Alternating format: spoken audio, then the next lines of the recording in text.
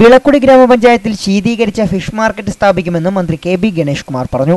Consumer fed കാര്യറയിൽ ആരംഭിച്ച mini Triveni സ്റ്റോറിന്റെ ഉദ്ഘാടനം നിർവഹിച്ച് സംസാരിക്കുകയായിരുന്നു മന്ത്രി.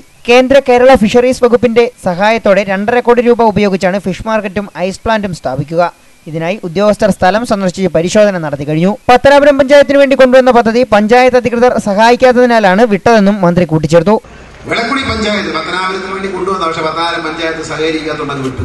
പക്ഷെ വിളക്കുടി പഞ്ചായത്തിനെ മാർക്കറ്റിനുള്ളിൽ 2.5 കോടി ചെലവഴിച്ച് കേന്ദ്ര ഫിഷറീസ് വകുപ്പിന്റെ സഹായത്തോടെ ഒരു ഫിഷ് മാർക്കറ്റ് പണിയാനുള്ള പദ്ധതിയുടെ നടപടികൾ ആരംഭിച്ചിട്ടുണ്ട്.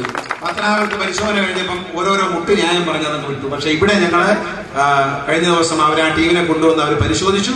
അവരെ പ്രപ്പോസ് 2.5 കോടി രൂപയ്ക്ക് എയർ കണ്ടീഷൻ ചെയ്ത മത്സ്യ മാർക്കറ്റും മത്സ്യം സ്റ്റോർ ചെയ്യാനുള്ള കോൾഡ് സ്റ്റോറേജും അതിനാവശ്യമായ ഇട്ടുകൊണ്ട് പല സ്ഥലത്തേക്ക് കച്ചവടത്തിന് പോകാൻ ആവശ്യമായ ഐസ് പ്ലാന്റ്, അതായത് വെള്ളം ഐസാക്കി പൊട്ടിച്ച് നമുക്ക് മത്സ്യത്തിന് അവിടുന്ന് മത്സ്യം എടുത്ത് അവിടുന്ന് ഇട്ട് മറ്റു സ്ഥലങ്ങളിൽ ഓട്ടോയ്ക്കകത്ത് ആപ്പയ്ക്കകത്ത് വെട്ടി ഓട്ടോയിൽ കൊണ്ടുപോയി വിൽക്കുന്നവർക്ക് ഐസ് അടക്കം ഉണ്ടാക്കുന്ന ഒരു പ്ലാന്റ് സ്ഥാപിക്കുവാൻ വിളക്കുടിയിൽ നമ്മൾ സ്ഥലം കണ്ടെത്തിയിട്ടുണ്ട്.